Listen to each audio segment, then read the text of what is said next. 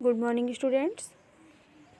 आज हम लोग हिंदी सेकंड में चैप्टर 2 पढ़ेंगे जिसका नाम है वर्ण विचार। अभी पहले चैप्टर में आप लोगों ने पढ़ा भाषा, लिपि, बोली और व्याकरण, और दूसरे में पढ़ना है वर्ण।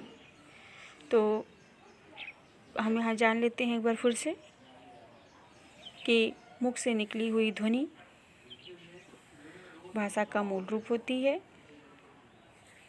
और इन ध्वनियों का जो लिखित रूप होता है वह क्या कहलाता है? लिपि कहलाता है।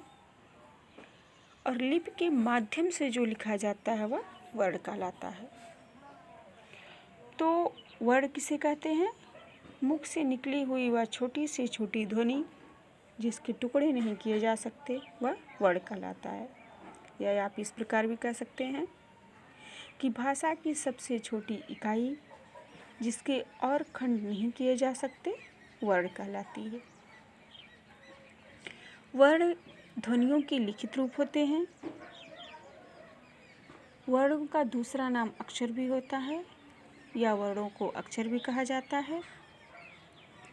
और वर्णों के मेल से जो सार्थक शब्द बनते हैं वे शब्द कहलाते हैं। वर्ण भेद, वर्ण के कितने भेद हैं? तो उच्चारण की दृष्टि से हिंदी वर्णमाला के वर्णों को 2 वर्गों में विभाजित किया गया है। कितने वर्गों में? 2 वर्गों में। पहला है स्वर, दूसरा है व्यंजन। स्वर यानी वावेल्स। स्वर कितने होते हैं या स्वर किसे कहते हैं? जिनके वे वर्ण जिनके उच्चारण में किसी अन्य वर्ण की सहायता की आवश्यकता नहीं होती, किसी अन्य वर्ण की सहायता नहीं ली जाती, वे स्वर कहलाते हैं। ये अपने आप में स्वतंत्र होते हैं, ये स्वतंत्र ध्वनियाँ हैं। और स्वरों की संख्या कितनी है? तो हिंदी वर्णमाला में स्वरों की संख्या 11 है। अब ये 11 स्वर कौन कौन से हैं? छोटा, बड़ा, छोटी, बड़ी, छोटाऊ, बड़ाऊ, री, ए, ओ, औ। ये आपके क्या हैं? 11 स्वर हैं। अब है आपका स्वर के भेद। अभी आपने पढ़ा वर्ण के भेद, तो वर्ण के 2 भेद हैं, स्वर और व्यंजन।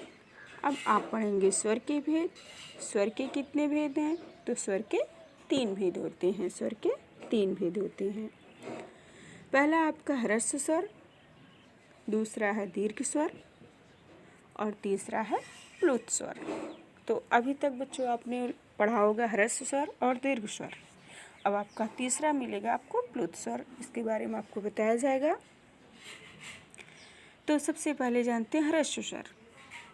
ह्रस्व माने छोटा, लघु। जिन स्वरों को बोलने में बहुत कम समय लगता है उन्हें ह्रस्व स्वर कहते हैं। हिंदी वर्णमाला में ह्रस्व स्वरों की संख्या कितनी है? तो ह्रस्व स्वर 4 होते हैं। और ह्रस्व स्वर का दूसरा नाम मूल स्वर भी है, या ह्रस्व स्वर को मूल स्वर भी कहते हैं। तो अब जैसे बोल कर देख लीजिए, ये 4 ह्रस्व स्वर कौन कौन से हैं? छोटा, छोटी, छोटाऊ, री। अब आप जैसे बोलेंगे अ, ई, उ, तो इसको बोलने में आपका कम से कम समय लग रहा है, तो ये क्या है? ह्रस्व स्वर है। अब दूसरा है दीर्घ स्वर। दीर्घ का मतलब होता है बड़ा। जिन स्वरों के उच्चारण में ह्रस्व से दुगना समय लगता है या 2 मात्राओं का समय लगता है वे दीर्घ स्वर कहलाते हैं। अब दीर्घ स्वरों की संख्या कितनी है? तो आपने ह्रस्व स्वर, जब आपने पूरा स्वर पढ़ा है, स्वर आपकी हिंदी वर्णमाला में 11 होते हैं, और जिनमें से आपके 4 ह्रस्व स्वर हैं यानी मूल स्वर हैं। तो जब 11 में से 4 निकाल दिया तो कितने बच गए? 7 बच गए। तो जो 7 स्वर बच गए वो आपके क्या होते हैं? दीर्घ स्वर होते हैं। दीर्घ स्वर को गुरु स्वर भी कहते हैं या द्विमात्रिक स्वर भी कहा जाता है। दीर्घ स्वर में बोलने में ज़्यादा समय लगता है, दोगुना समय लगता है। जैसे ह्रस्व स्वर आपने बोला अ, तो दीर्घ स्वर बोलना पड़ेगा आ। तो इसमें समय ज़्यादा लगा, तो ये क्या है? दीर्घ स्वर है। अब है प्लुत स्वर। प्लुत स्वर क्या होता है? जिन स्वरों के उच्चारण में ह्रस्व से तिगुना समय लगता है उन्हें प्लुत स्वर कहते हैं।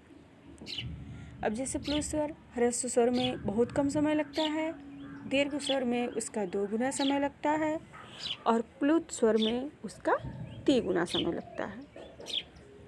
तो प्लुत स्वर को प्रदर्शित करने के लिए जैसे हम किसी भी मंत्र का उच्चारण करते हैं तो ओम इस तरह से करते हैं, तो जो ओम है वहाँ पर वो क्या है?